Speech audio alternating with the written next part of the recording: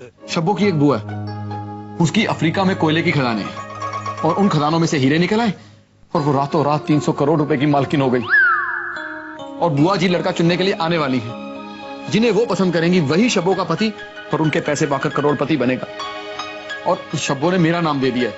और प्रॉब्लम यह है कि उसकी बुआ अपने होने वाले दामाद के घर में कुछ दिन रहना चाहती है और फिर उसके माँ बाप से मिलना चाहती है। अरे तो आने देना बुआ जी को यहाँ पर, ऐसा परिवार दिखाएंगे कि बुआ जी दंग रह जाएंगी। और रहा सवाल इसके बाप का, तुम्हारे पिताजी का, उनको भी बुला लेंगे यहाँ पर, टेंशन क्यों ले रहा है? अरे टेंशन इसी बात की है, 3 दिन में बुआ जी आने वाली हैं। जब उन्हें पता चलेगा कि उनके दामाद को उसके पिताजी ने लात मार के घर से निकाला हुआ है और उसके साथ कोई रिश्ता नहीं रखना चाहते, तो क्या होगा मेरा, कैसे जुड़ेगा मेरा रिश्ता? और ये शादी के दिन के फोटो। वाह कितने अच्छे हैं। हाँ, और आरती कितनी खूबसूरत लग रही है ना। हाँ, मैंने कितना कुछ मिस कर दिया। काश इस शादी में मैं भी शामिल हो पाती। ओहो, तो हमारा टेंशन और बढ़ जाता। टेंशन बढ़ जाता? बढ़ जाता। आप होती तो टेंशन बढ़ जाता। हाँ, ऐसे बढ़ जाता है ना माँ। क्या कर रही हैं आप लोग? मेरी शादी का एल्बम। वाह आंटी, काश आप भी होती शादी में। पता है मैंने आपको कितना मिस किया। मैंने भी तो तुम्हें मिस किया। पता नहीं अब इस घर में शादी की शहनाइयां कब गूंजेगी। अरे तुलिका दीदी है ना, उनकी शादी होगी अब। मैं देखो भाई, मैं शादी नहीं करने वाली हूँ। आगे के 5, 10, 15, 20, 25 साल तक मैं शादी नहीं करूंगी बस। तो फिर हम किसकी शादी करवाएं? अरे आपको आपके पिता की कसम, मेरा मतलब दादू की कसम है। ए राजू, रुक। वैसे भी राजू कोई कामकाज तो करता नहीं है, तो इसकी शादी करवा लेते। राजू तो शादी कर ले। हाँ हाँ, कर लेना, हमें बड़ा मजा आएगा, है ना? हाँ। यार राजू, इसमें तो सोचने का क्या यार, सीधा हाँ बोल देने यार। अरे तुम सब लोग मेरा मजाक उड़ा रहे हो, मेरे जले पे नमक लगा रहे हो। शादी कर ले। अरे राजू, इसको क्या हो गया? इसको कौन से ससुराल जाना है?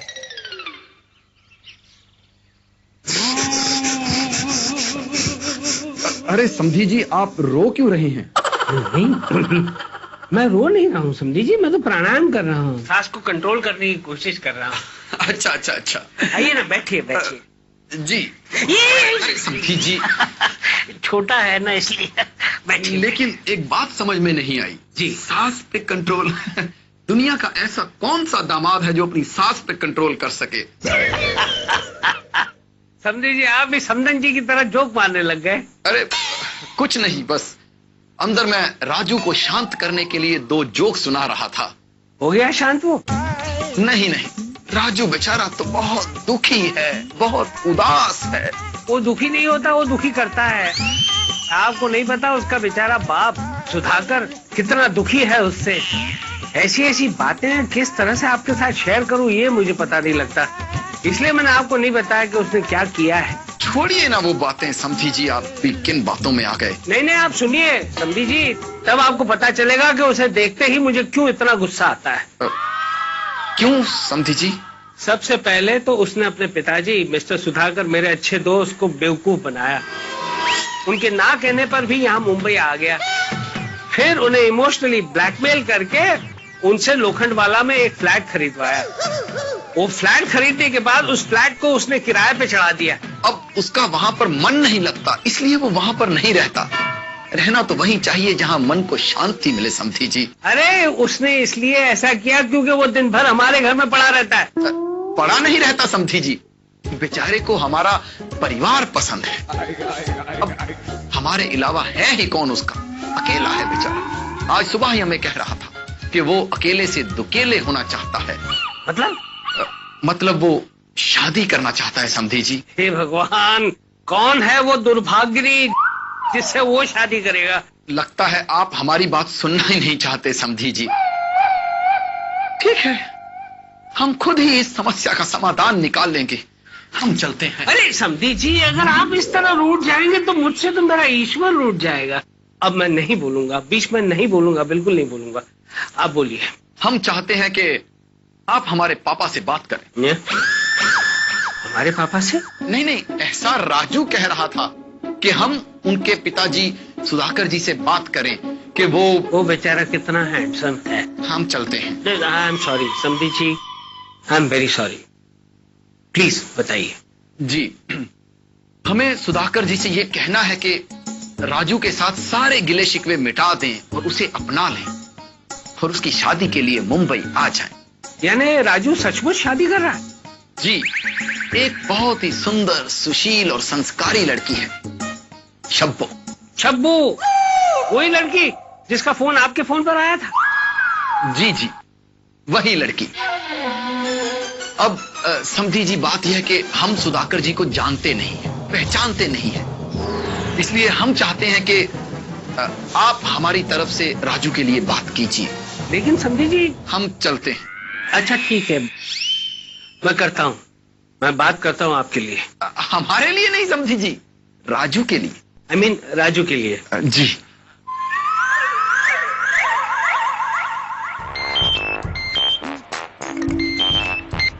हेलो धीरू, अरे कैसे हो मेरे दोस्त? बहुत दिनों के बाद याद किया।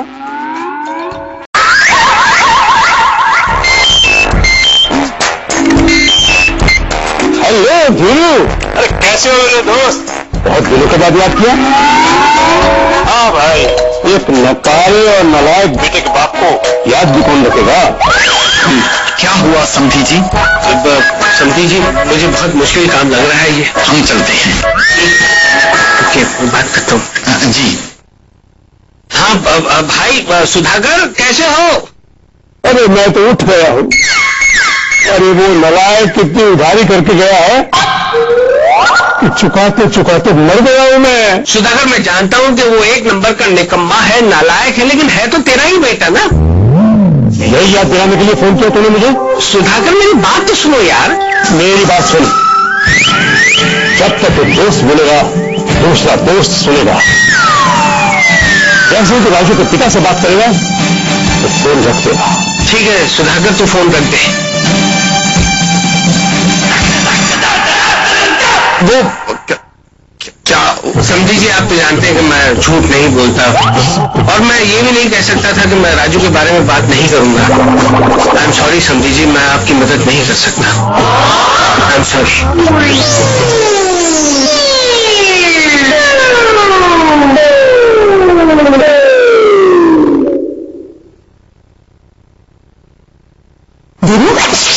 धीरू, क्या बात है?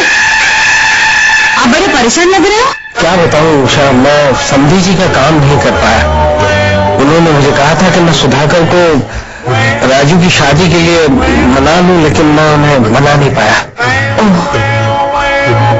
कौन सुधाकर? सुधाकर देसा है, मेरा दोस्त, वो उस निकम्मे राजू का बाप।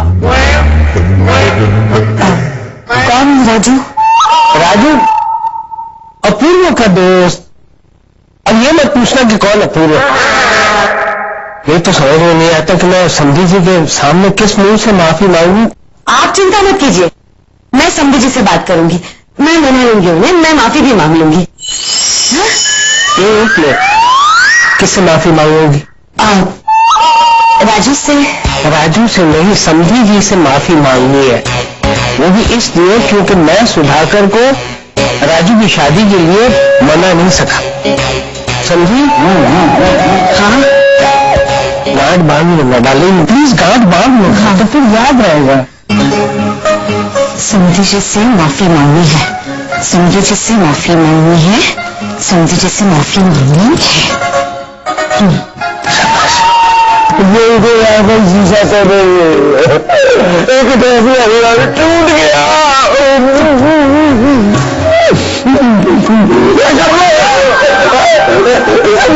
राजू भाई, आप चिंता मत कीजिए, कोई ना कोई मार्ग मार्ग अवश्य होगा आपके पिताजी को समझाने का। मैं जानता हूँ अपने बाप को, पिताजी को, वो नहीं मानेंगे।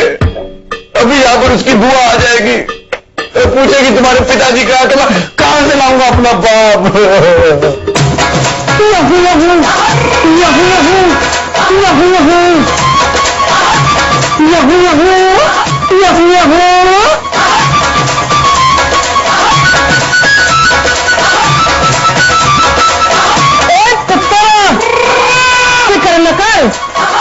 तेरा प्यार कहेगा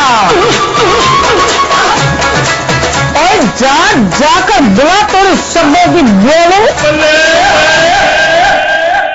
और मैं बल करूंगा। बैठा क्या खोते में पुत्र, उठ और जाकर बुला ले शब्दों की बुआ लो और कह दे कि तेरा प्यार सुधाकर देसाई शादी करवाने वास्ते तैयार हैगा। अरे माँ, ये क्या कर रही है आप? ये क्या कर रही है आप?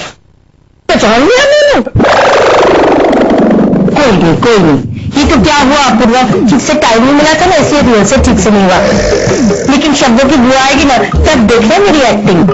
अरे आपसे किसने कहा था सरदार जी बनने के लिए? अरे किसने कहा, मतलब मैं तुम तीनों की माँ हूं ना, और राजू तुम्हारा दोस्त है तो मैं उसकी भी माँ हुई ना, तो मैं ना बाप बनकर उसकी शादी करवाऊंगी। अरे माँ जी, किंतु राजू का पिताजी सरदार जी नहीं है, वो तो देसाई है, सुधाकर देसाई। तो सरदार में देसाई नहीं होता है क्या? अरे प्रॉब्लम वो नहीं है, प्रॉब्लम ये है कि राजू के पिताजी जो है वो अंकल के बहुत अच्छे दोस्त हैं। तो आपको अगर अंकल इस गेटअप में देख लेंगे तो गड़बड़ हो जाएगी। मतलब समझी जी राजू के पिताजी को अच्छी तरह से पहचानते हैं। कोई गल नहीं, मैं राजू का चाचा बनकर आऊंगी। चाचा को तो नहीं पहचानते होंगे ना? नहीं माँ, आप 1 मिनट में पकड़ी जाओगी। अरे अपूर्वा जी, आपको प्लीज प्लीज मान जा। नहीं यार, कहीं ना कहीं कुछ गड़बड़ तो 100% हो गया। प्लीज मुझे नहीं बनना यार तेरा चाचा, तू चाचा नहीं बनेगा। नहीं तो ठीक है, अपनी फिलहाल आप जाइए और नॉर्मल होकर आइए। नहीं, मुझे बनना है राजू का चाचा। एक मिनट, मेरा बाप नहीं आ सकता लेकिन चाचा तो आ सकता ना। हाँ चलो मैं रिहर्सल शुरू करती हूँ। नहीं माँ, रुको, आप नहीं हाँ, अब 1 मिनट। हाँ, अब इन तीनों में से कोई एक बनेगा मेरा चाचा।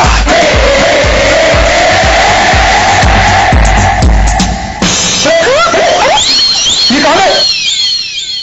हे ईश्वर, अब तू ही कुछ कर। अबूर्वा, अरे क्या कर रहा है तू? अना जी तू पहले खड़ा हो। क्या कर रहा है? अबूर्वा देख, ये दोनों तो अपनी भाषा का पकड़ जाएंगे। तू तो एक्सपर्ट है ना, तू तो पंकज की माँ भी बना था, मतलब पीटर की माँ भी बना था ना।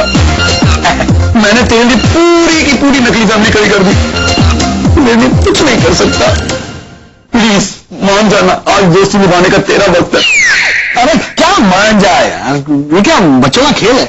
अगर अंकल ने तेरे पिताजी को ये बताने के लिए फोन किया कि आपका भाई मतलब राजू का चाचा यहाँ पर आया है तो 2 मिनट में भांडा फूट जाएगा। अपूर्व, उसका चिंता तुम मत करो, राजू का पिताजी को अंकल जी कभी भी फोन नहीं करेगा। अच्छा, तुझे पूछ के फोन कर देंगे। अरे हमारा बात तो सुनो अपूर्व, हमारे पास एक मस्त आइडिया है, बहुत दिमाग वाला आइडिया है। कि तो इसके लिए अंकल जी का फोन में हमको पहले गंडगोल करना होगा। अर्थात क्या करेंगे आप? बताते देखो, क्या करेगा, बाजार जाके एक नया सिम कार्ड खरीदी करके लाएगा, तो चुपके से अंकल जी का फोन अपने कब्जे में लेगा और वो जो नया सिम कार्ड है उसका नंबर उनके फोन में, जो राजू का पिताजी का नाम है ना क्या सुधाकर देसाई, वो जगह पे हम चेंज कर देगा। तो जब भी अंकल जी सुधाकर देसाई को फोन करेगा तो बेल किधर बजेगा? हमारा वाला फोन पे, जो नया सिम कार्ड हम खरीदी किया है। और जब वो फोन बजेगा तो हम राजू का पिताजी का यानी कि सुधाकर देसाई का आवाज में उनको बोलेगा कि सुनो जी भाई, हमारा बेटे का तुम तुरंत शादी करवा दो। और वो शादी करा देगा। अरे वाह, बेटा क्या माइंड ब्लोइंग आइडिया दिया आपको। मान जाए यार, एक मिनट, आइडिया बहुत ग्रेट है, लेकिन ऐसा है कि अंकल ने राजू के पिताजी को फोन किया तो वो रिंग तेरे सेल पर बजेगी। बराबर, लेकिन अगर सामने से राजू के पिताजी का अंकल को फोन आया तो वो रिंग कहाँ बजेगी? या हम चारों के कान के नीचे बजेगी? ऐसा बात करता है पूर्व तुम। अरे इन प्रॉब्लम का सोल्यूशन तो हम सबसे पहले सोचा है।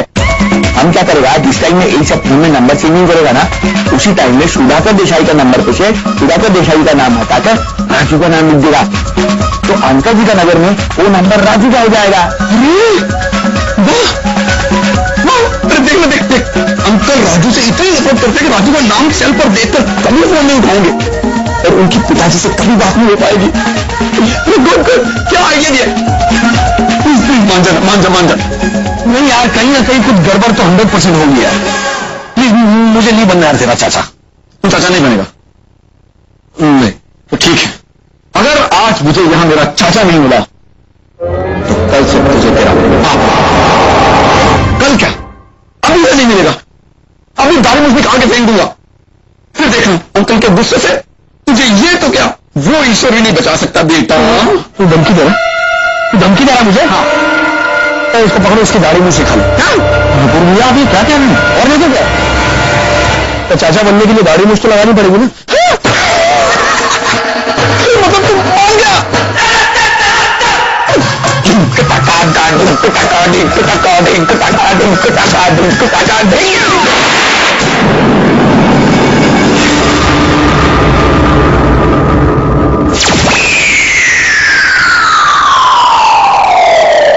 नहीं संधि जी, सुधाकर राजू के लिए मुझे फोन नहीं करेगा क्योंकि वो मुझसे ज्यादा नाराज है राजू से। संधि जी ये क्या है?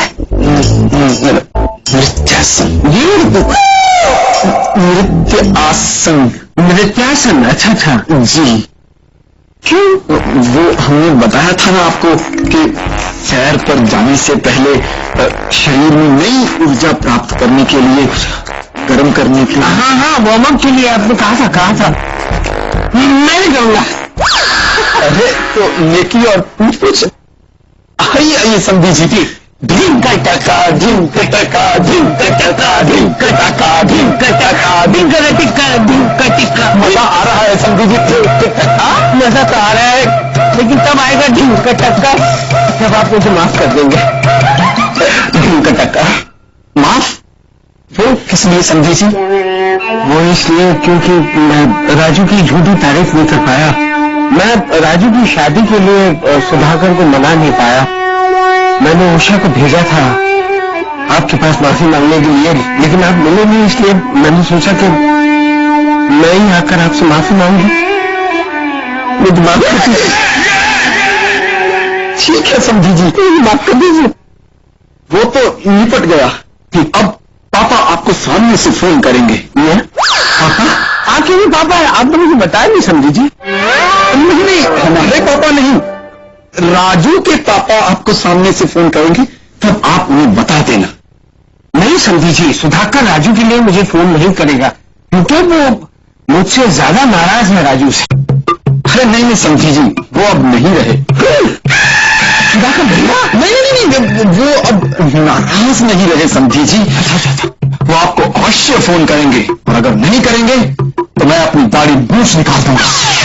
नहीं समझी जी, इतनी कठिन प्रतिज्ञा मत लीजिए उस नालायक निकम्मे राजू के लिए। समझी जी छोड़िए इन बातों को, आइए नृत्य आसन करें जी, दिल खोल कर करें। ढीम का टका ढीम का टका ढीम का टका ढीम का टका ढीम का टका ढीम का टका ढीम का टका ढीम का टका ढीम का टका ढीम का टका ढीम का टका ढीम का टका ढीम का टका ढीम का टका ढीम का टका ढीम का टका ढीम का टका ढीम का टका। इसको एक अच्छा आइडिया के जरिए आप हमारा फोन नहीं उठाता है। अरे क्या भाई, तू घर की घर को फोन कर रहा है? हमको क्या मालूम कि अभी तू घर में पड़ा है? घर में है, ऐसा तो हमको आइडिया था। क्या काम है? देखो राजू, जो हम तुमको आइडिया दिया था ना, क्या बात है मेरा भाई, थैंक यू वेरी मच। वो सब ठीक है, किंतु हमको ऐसा लगता है कि जो आइडिया हम तुमको दिया है उसमें बहुत खतरा है, हमको ये सब नहीं करना चाहिए। क्या बात कर रहे हो? कोई खतरा नहीं। वो तुमको ऐसा लगता है खतरा नहीं है। अगर अंकल जी ने हमारा इतना भी आवाज पहचान लिया ना, तो तुमको तो लात मारे घर से निकाल ही देगा, हम भी आउट हो जाएगा। कैसी बात कर रहे तू? मतलब आप तो खतरों के खिलाड़ी हो, चैंपियन हो। वो सब ठीक है, किंतु आज तक इस घर में हम जितना भी खतरा उठाया है राजू, वो सब अपना पल्लवी शाह के लिए उठाया है। अभी हम तुम्हारे लिए खतरा उठाता है, इसमें तो हमारा कोई फायदा नहीं है। बोलो, है कोई फायदा? अच्छा, तो ये बात है। तो क्या चाहिए आपको? प्रॉमिस। प्रॉमिस किस बात का? हेल्प करने का प्रॉमिस। ओके, दिया। पक्का प्रॉमिस? पक्का। God promise? God promise. Mother promise? Mother promise. Father promise? Punjabi. सुनो प्रॉमिस किया। Thank you, thank you. बताओ क्या मदद चाहिए? बहुत सिंपल है, देखो जब तुम्हारा और शब्बों का सेटिंग हो जाए, अरे शादी हो जाए तो। अच्छा बेटा, घूम फिर के फिर वही बात, बस इतनी सी बात। ये तो मेरा फर्ज है। पक्का तू और हेल्प करेगा? अरे देख, कल सुबह मैं कैसे तेरी तारीफों का फूल बांधता हूं। Thank you Rajiv. हाँ,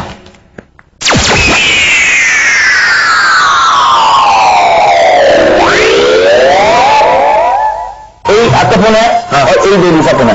अभी हम इसको क्या करेगा, ऐसा सफल करेगा, इसका बेगम बादशाह, इसका बेगम बादशाह, इसका बेगम बादशाह, इसका बेगम बादशाह, इसका बेगम बादशाह।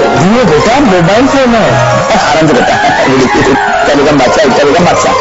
आप बताइए अंकल जी, किधर है आपका बादशाह, किधर है आपका बेगम? मतलब आपका मोबाइल फोन किधर है इसमें से? बोलिए कौन सा आपका है?